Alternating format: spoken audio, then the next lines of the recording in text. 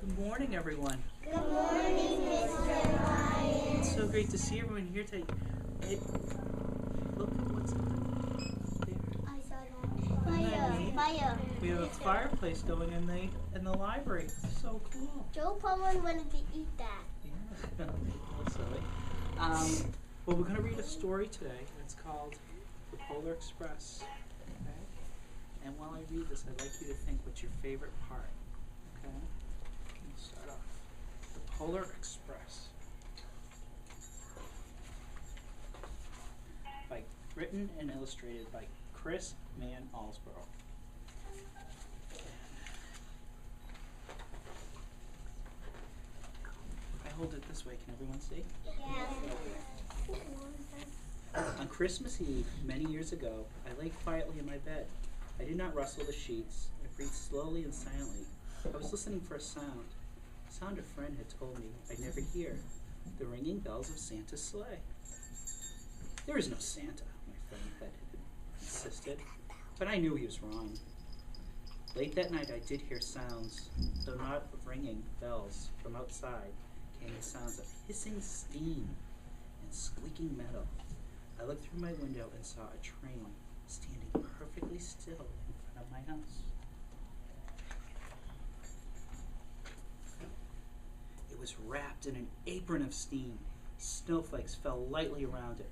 The conductor stood at the open door of one of the cars. He took a large pocket watch from his vest, then looked up at my window. I put on my slippers and robe, tiptoed downstairs and out the door. "All aboard!" the conductor cried out. I ran up to him. "Well?" he said. "Are you coming?" "Where?" I asked. "Why, to the North Pole, of course," was his answer. "This is the Polar Express." I took his outstretched hand and he pulled me on board. The train was filled with other children, all in their pajamas and nightgowns. We sang Christmas carols and ate candies with nugget centers as white as snow. We drank hot cocoa as thick and rich as melted chocolate bars. Outside, the lights of towns and villages flickered in the distance as the Polar Express raced northward. Soon, there were no more lights to be seen.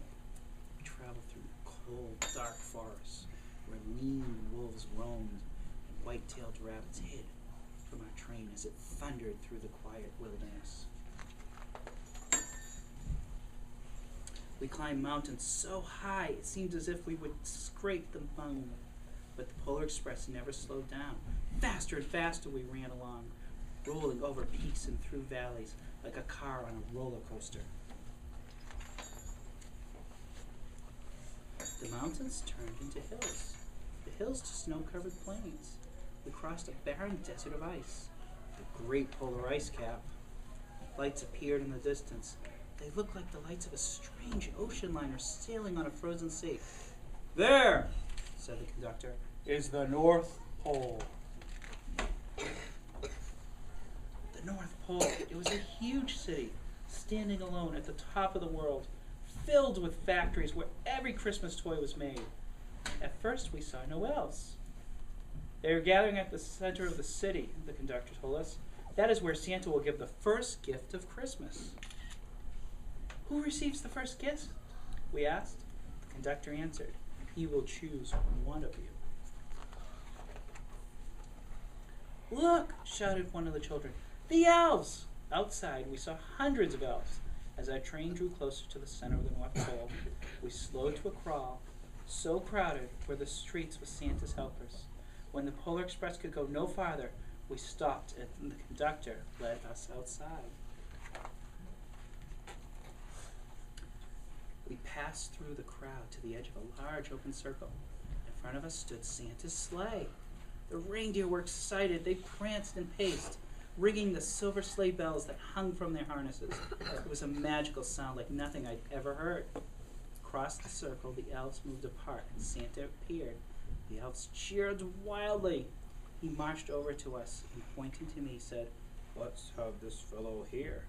He jumped into his sleigh. The conductor handed me up. I sat on Santa's knee, and he asked, "Now, what would you like for Christmas?" I any gift I could imagine, but the thing I wanted most for Christmas was not inside Santa's giant bag. One I wanted most, more than anything, was one silver bell from Santa's sleigh. When I asked, Santa smiled.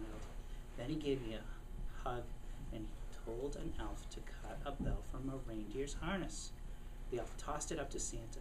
He stood holding the bell high above him and called out, "The first gift of Christmas!" A clock struck midnight as the elves roared their approval. Santa handed the bell to me, and I put it in my bathrobe pocket. The conductor held me down from the sleigh. Santa shouted out the reindeers' names and cracked his whip. His team charged forward and climbed into the air. Santa circled once above us, then disappeared in the cold, dark polar sky.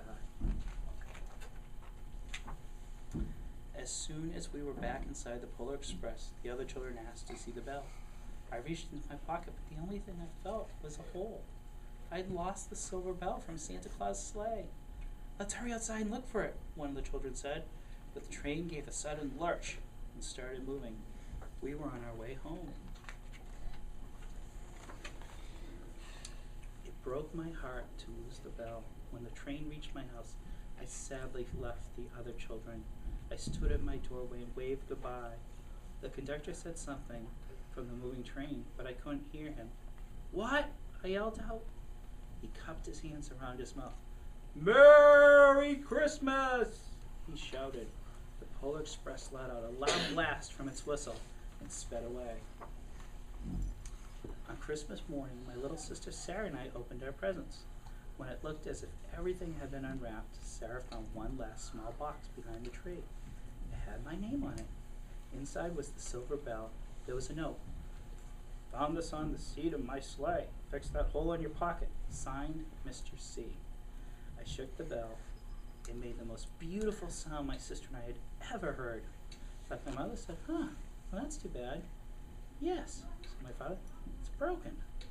When I'd shaken the bell, my parents had not heard a sound. At one time, most of my friends could hear the bell, but as years passed, it fell silent for all of them. Even Sarah found one Christmas that she could no longer hear its sweet sound. Though I've grown old, the bell still rings for me, as it does for all who truly believe. Isn't that a great story? Yes. Okay, I'm going to ask 3 people to tell me their favorite part. I need to see hands, okay? My favorite part is when they were giving out the hot chocolate. Yeah, that is fun.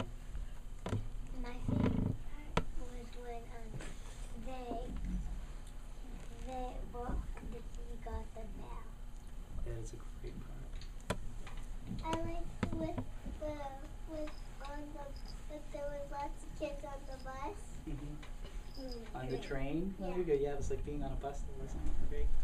I like the part when the kid got on the train. Okay. What you can do is when you get back to class, you can share with your neighbors your favorite part and go from there. I got to ride on a train just like this last year. Me too. And I gotta tell you, it makes a lot of noise and the steam and the hiss. It's really exciting. I just want to say you've been a great Hey, look at the audience. fire. Huh? You've been a great audience today, and it's been so much fun reading to all of you. Hey, I need Okay. a fire.